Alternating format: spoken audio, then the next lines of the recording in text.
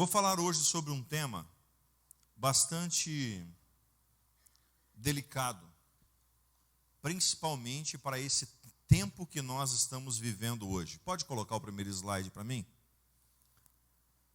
Nós falamos a semana, em cada uma das semanas, comece onde você está, falamos sobre veja os sinais de pare, permaneça na presença, avance para o seu destino, a semana passada, e hoje nós vamos falar sobre servir antes de tudo. Pode acender as luzes, por favor. Nós precisamos servir. A palavra servir, a cada dia que passa, tem ficado mais distante da realidade do ser humano. Repare e observe. Hoje, o mundo hedonista, o mundo onde traz então para ele apenas, aonde o mundo que olha apenas para si, tecnologia, todo o processo então tecnológico que acontece, tira e rouba o tempo das pessoas, até mesmo de se preocupar com as demais pessoas que estão ao lado. E a palavra serviço, a palavra servir, tem ficado cada vez mais distante do coração do ser humano. Antes, as pessoas tinham mais prazer em servir. Hoje, muito menos. Eu me lembro, morei na fazenda há muitos anos, e eu me lembro que o meu pai, ele plantava então, ele tinha uma horta muito grande, e junto a essa horta, abaixo então da horta, nós tínhamos então um mangueirão de porcos, né? Onde tinha muitos porcos lá. E ali todo mundo que ia em casa, levava então verdura embora. Todo mundo que ia em casa, levava então algo então para as suas casas. E eu me lembro que quando ele matava os porcos, né, de tempo em tempo, eles davam uma parte para uma parte para outra pessoa, dava para o vizinho de um lado, dava para o vizinho do outro. Era assim que acontecia. Deixa eu perguntar uma coisa aqui para você. Quantos aqui têm recebido 1 quilo de carne do seu vizinho aí?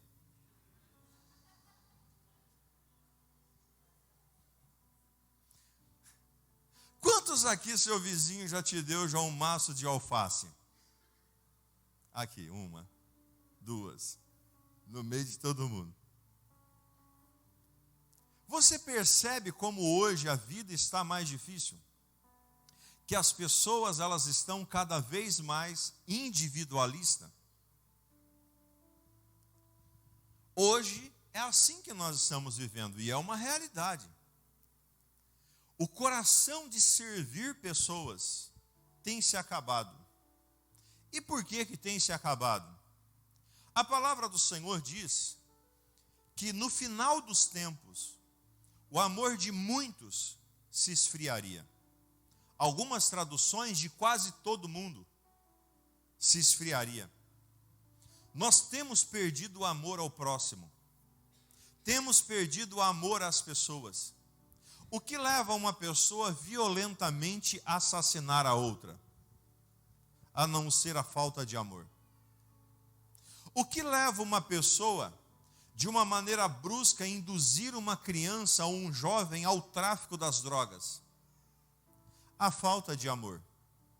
O que leva um homem a viver com uma mulher durante muito tempo da sua vida e de repente descartar ela como jogar um chiclete mascado fora? Ou uma mulher para com o marido? O que leva então um pai e uma mãe a abandonar o seu filho? O que leva então o filho a crescer e se esquecer então dos seus pais e muitas vezes não voltar para perto dos pais? O que é isso? O que leva o ser humano a fazer isso? A falta de amor, a falta de servir, a falta do entendimento que precisa continuar servindo. É assim. A cada dia que passar, ficará mais difícil essa realidade. Trabalhamos para nós, construímos para nós, temos para nós. Os outros é outra coisa. É assim que a mentalidade de 97,8% de pessoas assim estão. poucos nós achamos um ou outro fazendo então o bem para alguma outra pessoa. De manhã eu ainda usei um exemplo, que hoje nós vamos olhar que antigamente se ajudava muito umas às outras, e isso que eu falo antigamente não é muitos anos atrás não, estou falando aí de 10 anos, 15 anos atrás aproximadamente. Pessoas se davam mais carona uma para as outras, pessoas então ajudavam umas às outras. Hoje a pessoa compra um carro, e aí de repente passa perto de uma senhorinha, está passando na rua, passa com o carro então na poça d'água, joga água então na véia e ainda buzina e fala, graça e paz, tia. E assim a coisa vai. Por que que isso tudo está acontecendo, queridos? Porque o coração das pessoas, o serviço das pessoas tem diminuído a cada dia mais. Então, sobre isso nós vamos falar hoje. E eu quero aqui reforçar para aqueles que já são servos. E então estimular você a ser um servo verdadeiramente. Porque falarmos que servimos a Deus sem servir pessoas é balela, é conversa fiada. Porque só serviremos a Deus então servindo a outras pessoas que estão ao nosso redor, ok?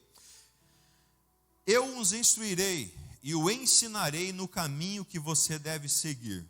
Eu o aconselharei e cuidarei de você. Salmos 32, verso de número 8. Esse é o texto que nós estamos usando para esta série de mensagens então. Abra sua Bíblia comigo em Atos, capítulo 11, versículo 19 até o 30, nós vamos ler um pouquinho menos. Nós vamos ler aqui do versículo 27 até o 30. Atos 11, 27 até o 30. Diz assim o texto: Naqueles dias, desceram alguns profetas de Jerusalém para Antioquia, e apresentando-se um deles, chamado Ágabo, dava a entender pelo Espírito que estava para vir uma grande fome por todo o mundo, a qual sobreveio nos dias de Cláudio. Os discípulos, cada um conforme as suas posses, resolveram enviar socorro aos irmãos que moravam na Judéia. O que eles, com efeito, fizeram, enviando-o aos presbíteros por intermédio de Barnabé e de Saulo. Esse texto conta a história dos heróis da fé, e a igreja de Atos, ou melhor, o livro de Atos, era como se fosse hoje, se nós fôssemos continuar escrevendo um livro da Bíblia, seria Atos, aonde nós então é a história da igreja do Senhor. E ali então, a Bíblia diz que haveria uma fome, estava vindo então um surto de fome. Naquele surto de fome que chegou, as pessoas elas se reuniam, a igreja se reuniu, a comunidade se reuniu, e começou então a ajudar, começou então a repartir. Era como que se hoje viesse uma fome sobre a cidade de Guariba, e nós aqui, nossa comunidade, chegássemos e falasse assim, peraí, aqui nós vamos então nos blindar, e vamos então ajudar um ao outro, né? E vamos fazer algo aqui um para o outro. Deixa eu colocar um ponto aqui, e falar para vocês de dois extremos. O primeiro extremo que eu não concordo absolutamente, é do extremo, então, comunista. O extremo, então, comunista, eles, então, têm entre si a igualdade. Eles querem, então, que todos sejam iguais, né? Eles querem que um, então, tenha isso e o outro também tenha aquilo. Agora, deixa eu te perguntar uma coisa. Você concorda de alguém que não trabalha, não acorda cedo, não garra, então, no pega, ter o mesmo que você tem? Eu não concordo. Eu acordo 6:30 da manhã e vou dormir mais de meia-noite. Eu não concordo que alguém, então, que não busca estudo, que não busca conhecimento, que não busca evolução social e intelectual, ter o mesmo daqueles que não fazem nada para buscar isso. Eu não concordo com essa sociedade, né? Não é comunista, é socialista. Não, é comunista mesmo, estou certo. Eu não concordo com esse tipo de pensamento. Porém, eu também não concordo que nós, como cristãos, deixemos os outros passar fome perto de nós. Eu não concordo nós, como cristãos, olharmos para a vida e a necessidade de uma pessoa e não se compadecermos dela. Nós então termos muito e não conseguir repartir com ninguém aquilo que nós temos. Isso não faz sentido para uma comunidade cristã. Isso não faz sentido para uma igreja que se diz então ser servo do Senhor. Hoje, nossa igreja, nós distribuímos 10, 12, 15 cestas mês, ou mais, mês menos, de acordo com as necessidades. E 90% não são da igreja. Nós ajudamos aí 3, 4 pessoas de tempo em tempo da igreja quando passa algum tipo de dificuldade. Que graças a Deus o Senhor tem abençoado o povo tem prosperado. Mas nós ajudamos aqueles que necessitam. Porque nós temos o entendimento sobre isso. E aí então, eu pergunto a você. Veja, nós fizemos algumas vezes arrecadações em bairros. E eu me lembro de algumas vezes nós batermos em casas de pessoas que elas não tinham muito. E o pouquinho que elas tinham, meio saquinho de arroz ou meia lata de arroz, elas pegarem ali 1, 2 punhados de arroz, colocarem em um saquinho e entregarem então para quem está fazendo a coleta naquele lugar. Nós anotávamos então o nome daquela pessoa, fazíamos uma cesta depois e levava para essa pessoa, porque nós entendíamos que ela precisava daquilo também. Então, eu entendo que hoje, aqueles que têm menos, têm mais facilidade de ajudar do que aqueles que têm mais. É verdade ou não é? Repare, hoje nós temos aqui na cidade empresários que poderiam doar 100 cestas básicas com toda tranquilidade. Nós temos então pessoas que Deus mudou a vida. Eu cito e repito que isso me comoveu um dia. Eu estava em casa, me comoveu, porque há mais ou menos uns 9 anos atrás nós ajudamos uma família da igreja. E eu parei o carro na frente da casa dessa pessoa e descarreguei então uns mantimentos. E agora esse mês que passou melhor dizendo, essa pessoa me ligou e falou assim: pastor, eu estou mandando 10 cestas para a igreja. A mesma pessoa que nós ajudamos há 7, 8 anos atrás. Meu irmão e minha irmã, nós precisamos ter o coração solidário a ponto de partilharmos aquilo que nós temos em nossa vida. Vamos entender um texto que eu gosto muito. Nós cantamos até aquele louvor do menino que tinha então 5 pães e 2 peixinhos. Lembra dessa história? Jesus estava pregando numa multidão. Estava então estava ali ministrando para uma multidão de 30 mil pessoas aproximadamente. E Jesus então fazendo então aquele trabalho, de repente um dos discípulos falou assim: mestre, libera o povo para ir embora. Nós não temos o que dar de comer para eles, deixa eles ir embora. Aí o mestre falou assim: dê vocês o que comer. E esse discípulo vai buscar em meio à multidão e ele acha um menino, diga comigo, um menino. Vamos dar uma pausa aqui. Não, deixa eu continuar mais um pouquinho. Aí esse menino, ele pega então um lanchinho, 5 pães e 2 peixinhos, talvez era bisnaguinha, talvez eram umas sardinhazinhas. E ali então ele entrega para os discípulos e acontece o milagre que você então já conhece. Agora, vem cá, olhe para cá, preste atenção no que eu vou te falar e entra nessa história junto comigo. Você é o menino agora. Quem é o menino? Quem é o menino? Ok. Um dia sem comer nada. Quem estava sem comer nada? Só que você tinha um embornal com o quê? 5 pães e 2 peixinhos. Aí alguém fala assim: eu preciso de alguma coisa para alimentar essa multidão. Preste atenção. Você dava. Ou você entrava debaixo da moita, atrás da moita. Comia para garantir o seu sustento.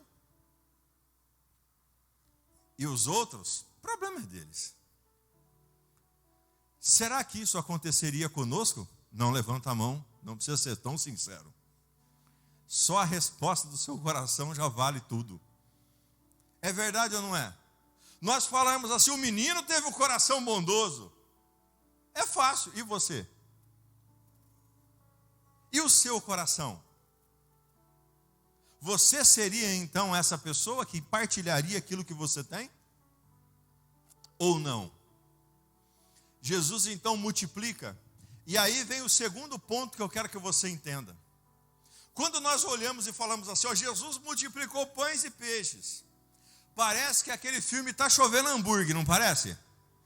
Jesus orou e começou a cair pão, peixe, de tudo quanto é lado. Não parece essa cena? Mas não foi. Não multiplicou nada. À medida que o discípulo cortava e dava para uma pessoa, o pão crescia.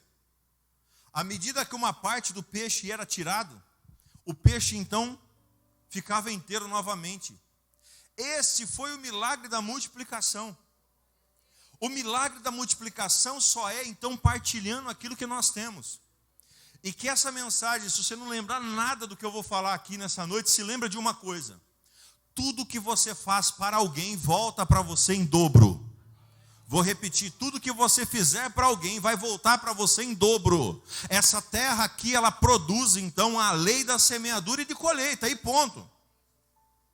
Ela vai voltar para a tua vida, mais dias ou menos dias, mais tempo ou menos tempo vai chegar. Porém, os problemas que outras pessoas fizeram conosco, as traições que nós recebemos, as calúnias que muitas vezes nós então recebemos, faz o nosso coração se fechar diante da boa obra que nós poderíamos fazer. E Deus, Ele falou comigo de manhã, e fala comigo novamente nesse momento, que há pessoas que falam assim, eu não faço mais, pastor, porque eu já ajudei tantas pessoas, e as pessoas viraram as costas para mim. O Senhor está mandando te dizer que você não pode fazer para as pessoas.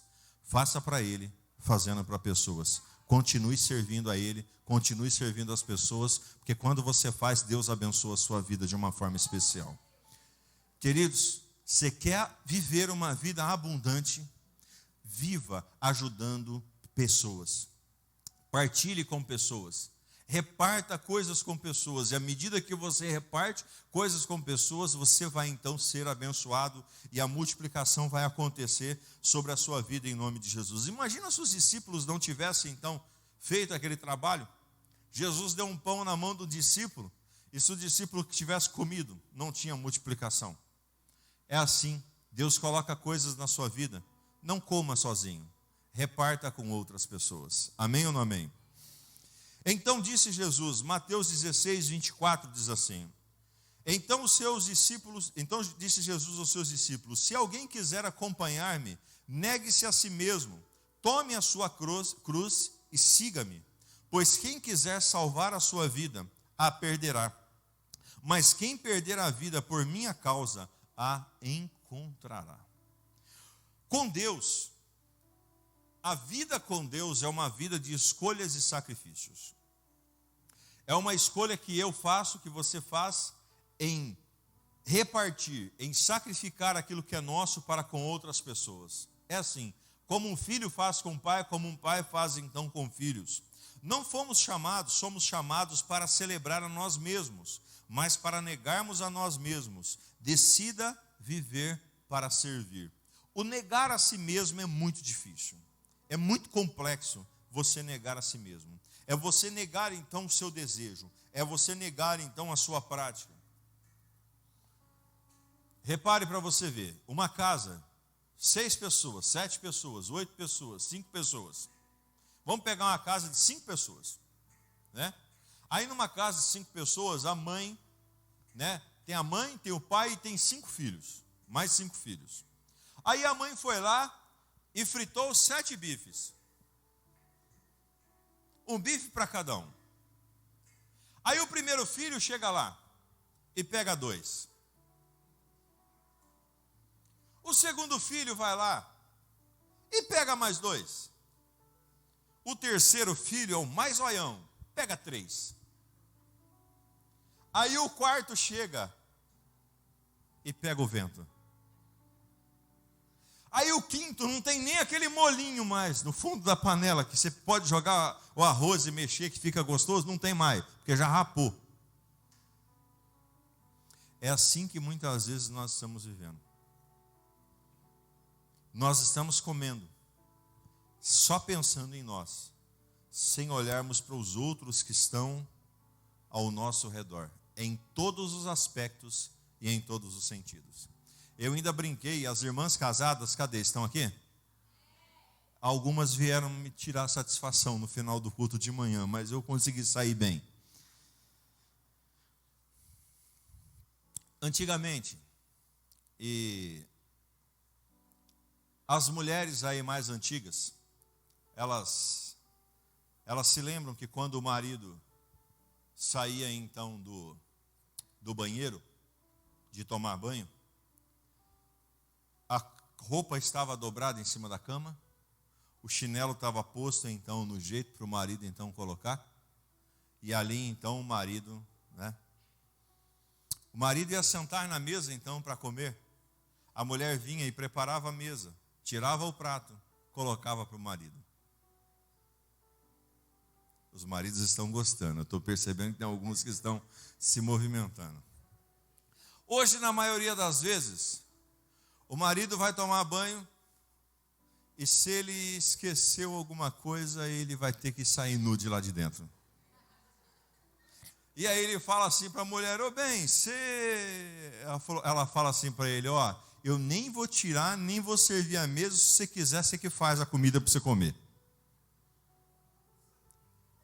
E ainda lava a louça. Há algumas coisas que mudaram durante então o tempo. E olhe para cá e preste atenção no que eu vou te falar, e está tudo bem. Se você não se importa em fazer isso, aí você se acerta com o seu marido e está tudo bem com isso aí. Mas é muito legal a mulher que trabalha fora. É muito legal a mulher que então desbrava então na vida. Mas nunca se esqueça de uma coisa. O seu marido é o seu senhor na tua casa. A mulher que não honra o marido dentro da casa, não honra a Deus. Não respeita a Deus. Porque a única forma de você ter um respeito para com Deus é você começar a honrar as autoridades que Deus constituiu para a tua vida, que é o teu marido dentro do teu lar. As coisas mudaram tudo. As coisas ficaram modernas. Tudo então está mudando.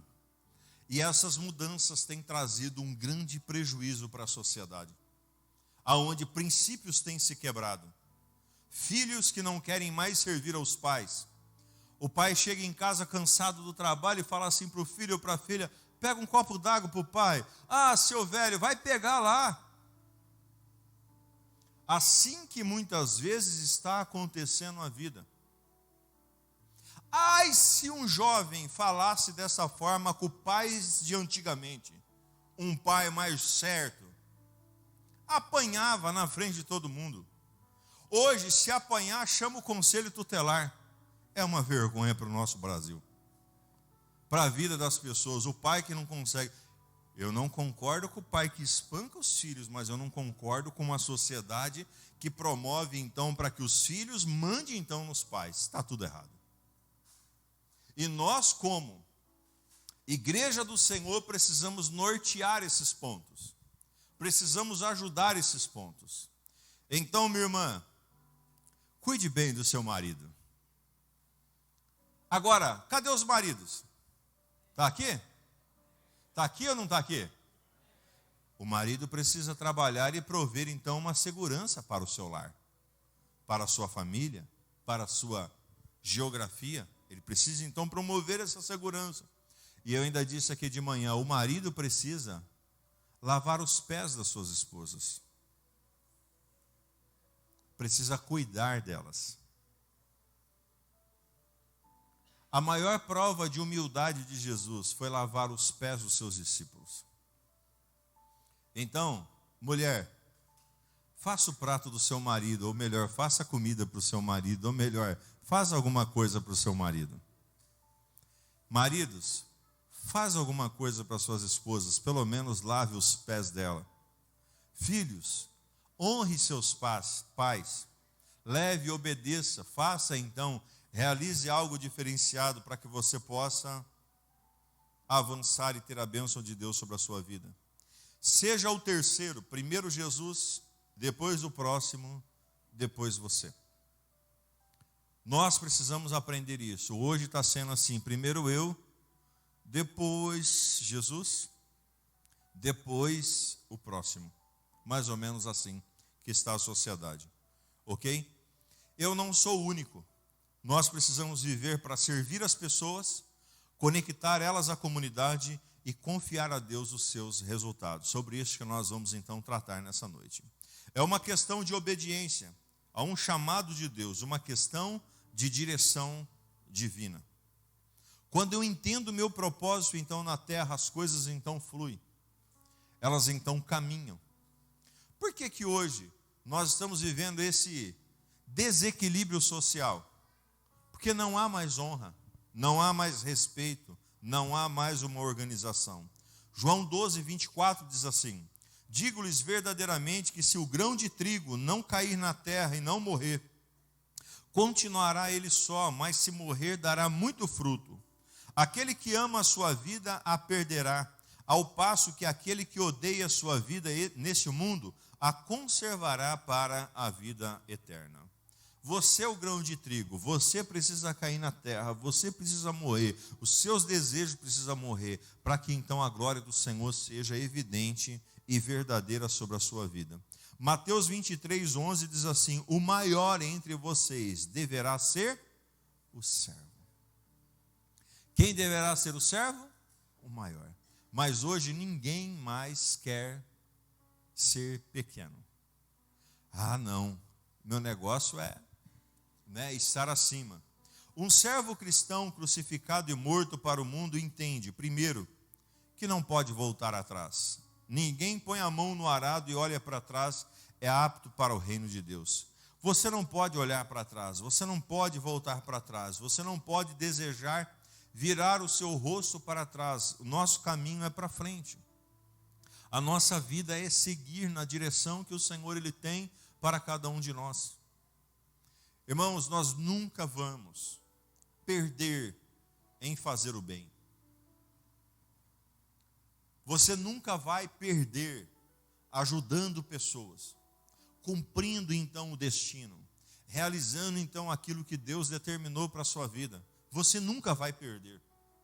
Aparentemente pode parecer que você até está sendo bobo ou boba. Isso é comum acontecer. Porém, você nunca vai perder, porque a sua recompensa vem de Deus, não vem da terra. Ela vem do Senhor. E à medida que nós fazemos, não fique olhando o que você fez. Não fique olhando o que aconteceu.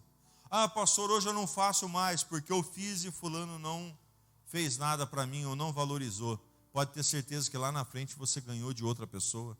Você recebeu de uma outra pessoa. Você conquistou e outra pessoa semeou na tua vida. Porque é assim o processo de Deus em nossa existência, aonde então uns fazem, os outros então vão colhendo para frente. Esse caminho precisa sempre estar evidente sobre a nossa vida. Só que as frustrações e os traumas paralisam a nossa vida. Então, não olhe para trás. O que você fez? O que você já fez para o próximo? O que você já fez para o seu marido? Talvez você está aqui e você está falando assim, dentro do seu coração, pastor, você está falando isso para mim ser então uma mulher honrosa dentro da minha casa, mas você não sabe que traste que eu tenho dentro de casa. Que marido que eu tenho dentro de casa, que ele só me judia, se ele só faz isso, aquilo outro. Talvez você, meu irmão, está aqui e está pensando assim, pastor, mas você está falando isso, mas você não conhece a mulher que eu tenho. Eu até tento lavar os pés dela, mas não tem jeito. Os problemas então existem de uma forma então muito grande. Olha, não fique olhando para trás. Faça agora, e lá na frente você vai colher em nome de Jesus. Siga o caminho, siga o plano, faça então o propósito que Deus ele tem no teu coração. Segundo, você não pode, como um servo de Deus, tomar a glória para si. Em Gálatas 6,14, o grande problema das pessoas é elas então tomarem a glória para si. elas fazem com uma mão e quer que a outra fique sabendo. Tem pessoas que hoje, irmãos, você quer uma coisa que eu acho idiota. É quando alguém ajuda a outra e coloca no Facebook. Eu acho isso idiota. Como que eu vou levar uma cesta básica na casa de uma pessoa que está necessitada e vou postar essa foto no Facebook? Nós precisamos, então, entender que não é para nós a glória. E detalhe, se ninguém saber, melhor ainda. Porque assim a glória vai estar sendo, então, do Senhor. Assim, então, a honra vai estar sendo do Senhor. Nós aqui, as pessoas que mais ajudam, então, a casa do Senhor, quando a gente lança um projeto, a gente faz alguma coisa, fazem ofertas, então, e contribuições que elas não querem nem que apareça no relatório. Não querem que coloque nome, não querem fazer nada, não querem fazer nada. Por quê? Porque assim, os propósitos de Deus, eles se cumprem na direção do Senhor. Na direção das nossas vidas e na direção do próximo. Quando você fizer alguma coisa para alguém, não toma a glória para você. Não ache que é você fazendo. Você está fazendo para Deus. Não espere isso então da tua vida. Amém ou não amém? Terceiro, você não pode se justificar para o mundo. Irmãos, tem pessoas que ficam se justificando. Nós não podemos nos justificar. Nós não podemos, então, olha o que diz Romanos 8,32. Quem fará alguma acusação contra os escolhidos de Deus? É Deus quem os justifica. É Deus quem está vendo o que você está fazendo. Talvez você é uma pessoa que honra o seu trabalho. Talvez você é uma pessoa que honra o seu marido, a sua mulher. E aí, geralmente, essas pessoas têm alguns nomes pejorativos, né? Puxa-saco, né? E outros nomes até um pouco mais fortes, né? Então, são coisas assim dessa maneira. Mas você não pode ficar se justificando e nem olhando para essa situação. Por quê? É Deus quem faz. É através dele, então, que é a sua vida. O servo de Cristo, primeiro, precisa enxergar os problemas como oportunidades de crescimento. Quando chega um problema, chegou uma oportunidade para a minha vida. Quando chega então uma dificuldade, chega uma oportunidade para que eu possa então seguir e avançar. Deus, ele sempre vai colocar sobre a sua vida problemas para que você possa então administrar, para que as oportunidades cresçam então na sua direção. Um servo de Deus sabe que ele está em um lugar exatamente para cumprir um propósito. Ele está então em um determinado local, no trabalho, na sociedade, na igreja, para cumprir um propósito que existe então naquele lugar. E quando assim eu penso, quando assim eu faço, o problema que existe é uma oportunidade de eu ser abençoado. Quando nós aqui abrimos aqui, irmãos, olha, quem quiser fazer uma doação para nós então pagarmos a parcela aqui do terreno, você está tendo uma oportunidade de ser abençoado. Quando alguém precisa de um alimento e você pode fazer algo, você está tendo a oportunidade de ser abençoado. Quando você pode pagar um lanche, quando você pode pagar um salgado, quando você pode pagar um café, quando você pode pagar alguma coisa para alguma pessoa, você está tendo a oportunidade de ser abençoado. Agora tem pessoas que fazem cálculo das moedas, de todas as coisas, por quê? Porque elas não querem que ninguém pegue aquilo que é delas.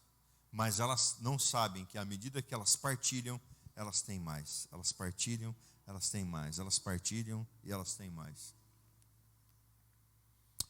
Aproveitando o ensejo aí, olha para o irmão que está do teu lado, pergunte para ele se ele vai te pagar a pizza de hoje ou o lanche de hoje. Hein? Diga assim para ele ou para ela, ó, eu quero te dar uma... Fala assim para essa pessoa que está do teu lado, eu quero te dar uma oportunidade de você ser abençoado nessa noite. Você vai pagar então uma pizza, um lanche ou um salgado ou alguma coisa então para mim. Está tendo uma oportunidade de ser abençoado. Alguns receberam. É ou não é? Outros não. Né?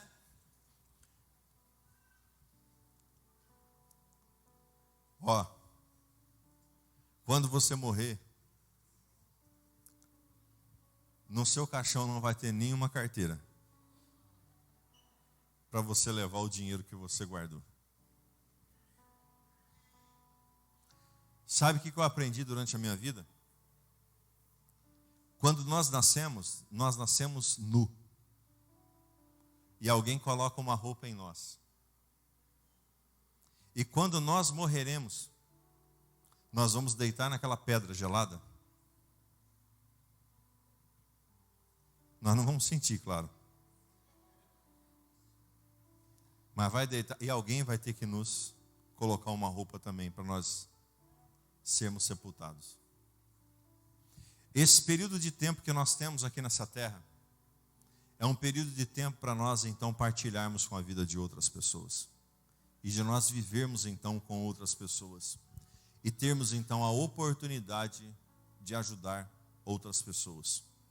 Enxergue os problemas como oportunidades. Segundo, você tem que estar convencido de que a sua aprovação vem do Senhor. Essa frase do Rick Warren me chama muita atenção, eu deixei ela aqui para... Eu não sei o segredo do sucesso, mas do fracasso é tentar agradar todas as pessoas. A sua aprovação vem do Senhor.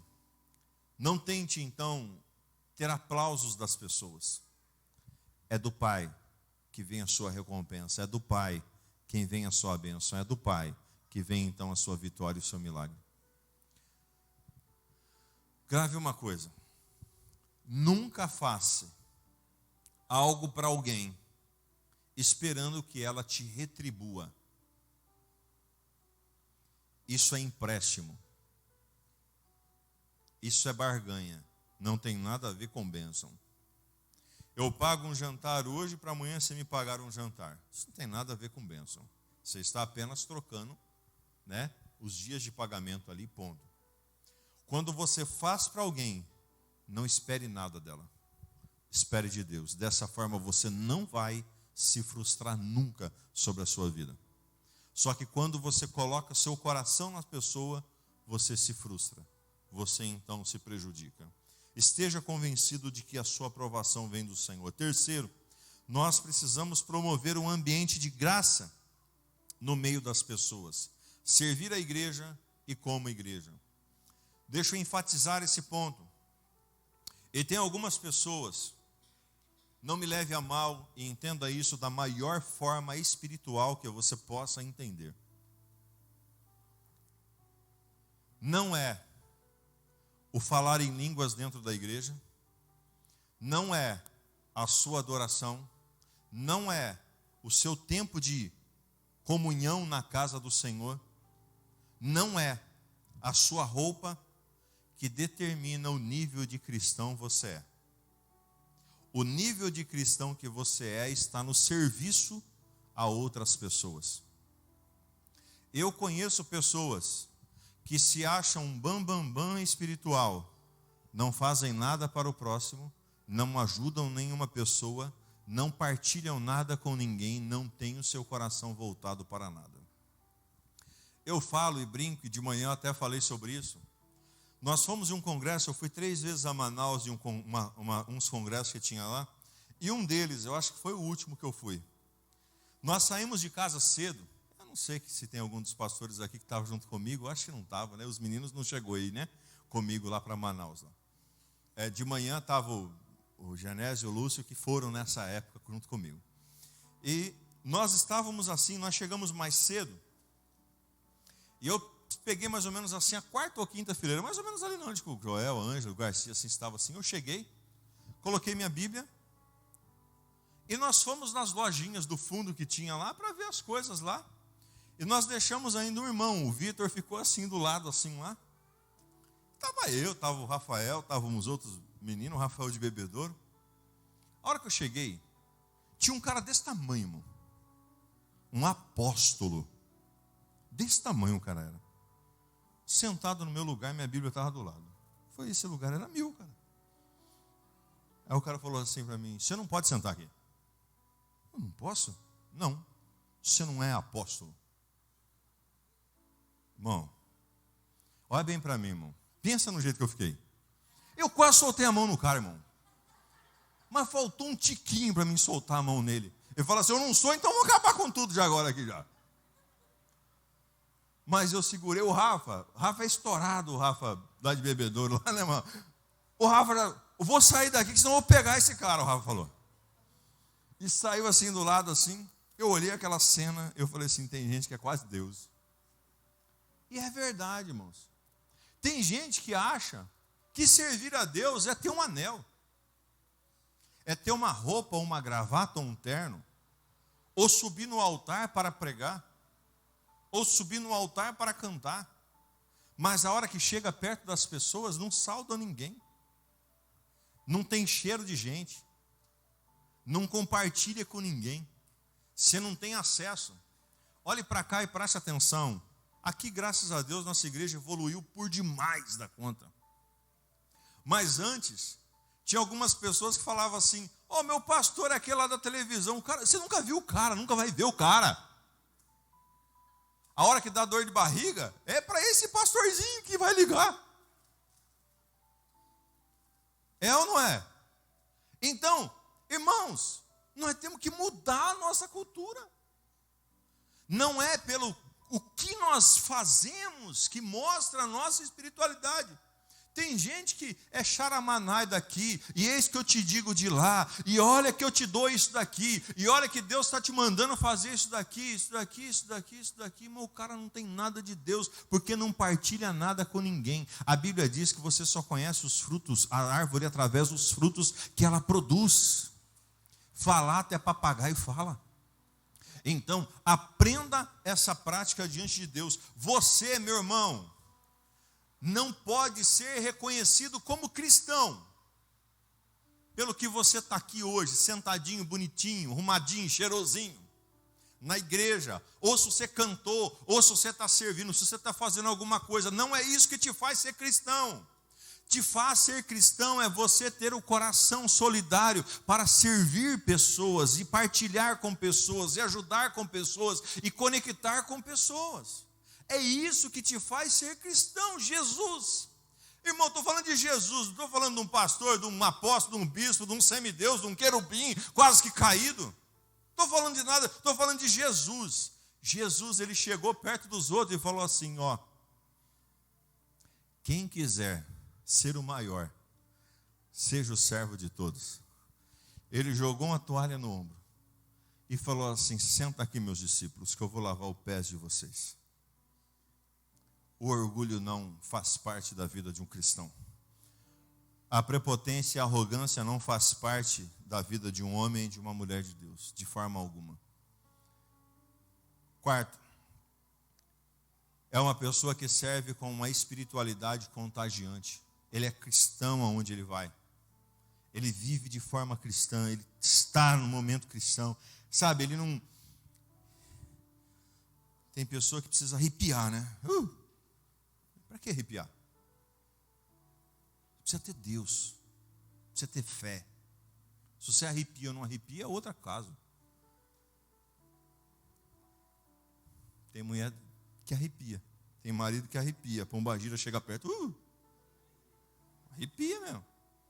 É ou não é? Então tem um negócio meio esquisito aí. Se tem que arrepiar perto de Deus, tem que arrepiar, mas que negócio é esse? Bom, é uma sensibilidade muito grande, né? Assim, entre Deus e as coisas do diabo, né? Mas vamos pular essa parte, nós vamos falar disso em outro tempo. Você precisa servir a Deus com uma espiritualidade contagiante. As pessoas precisam olhar para você e tem que ver Deus em você. Tem que ver Cristo sobre a sua vida.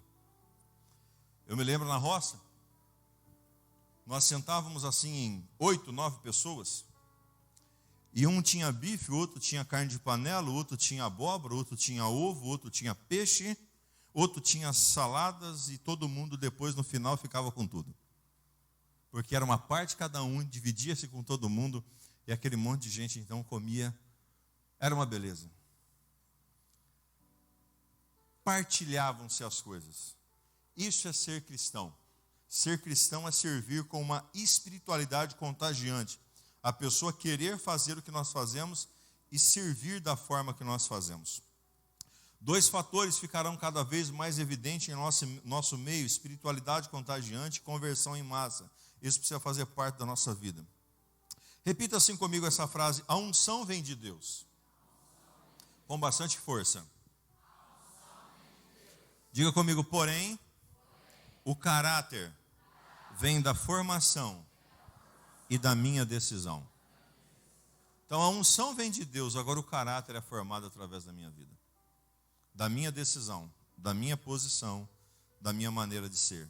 E quinto e último, um cristão verdadeiro entrega as ofertas voluntárias para o ministério, para o reino de Deus. Ele tem prazer em servir ao altar, ele tem prazer em depositar as suas finanças então no altar, para haver então um nível de prosperidade para com a vida dele, para com a obra do Senhor, para que assim outras pessoas possam se achegar e viver o processo que Deus tem para a sua vida. Efésios 2:10 diz assim: porque somos criação de Deus, realizada em Cristo Jesus para fazermos boas obras, as quais Deus preparou de antemão para que nós as praticássemos. Diga comigo: boas obras. Queridos, preste atenção no que eu vou te falar e eu encerro aqui essa palavra. Deus, Ele quer nos entregar algo muito grande, muito especial. Mas por que Deus entregaria algo tão grande para você? Preste atenção. Por que Deus entregaria para você hoje, daria para você uma casa, se ninguém pode ir na tua casa? Por que Deus te daria um carro, se não é para você poder ajudar ninguém e dar uma carona para ninguém? Por que Deus daria para você um recurso grande, se não é para repartir com outras pessoas e com o reino de Deus? Pensa nisso. Não tem sentido. A única maneira de nós, então, termos a bênção de Deus sobre a nossa vida e a vida transformada por completo, é quando nós servimos a Deus, servindo outras pessoas, servindo o altar do Senhor. Eu não sei como está o seu coração. Eu não sei como está a sua vida. Não sei como você tem visto, então, esse quesito. Talvez você foi ferido, o seu coração e sua alma. Talvez alguns problemas, então, contagiou você. Tem pai que ajuda tanto os filhos viram as costas para o pai. Tem filhos que ajudam os pais e os pais, então, viram as costas para os filhos. Tem amigos que ajudam um ao outro e, de repente, viram as costas. Eu não sei o que aconteceu com você. Mas não deixe nada disso contagiar o seu coração. Viva para Deus, por Deus e com Deus. E o final da história, no final da linha, você vai perceber a bênção sobre a sua vida, aonde você vai falar assim: poxa, eu pratiquei meu trabalho, eu realizei então a obra, eu fiz então o chamado que Deus ele estabeleceu para a minha vida. Eu servi a Deus, servindo pessoas. Eu cumpri o propósito de Deus, ajudando a vida de outras pessoas que estão ao meu redor e sobre a minha vida, em nome de Jesus. Você pode se colocar de pé?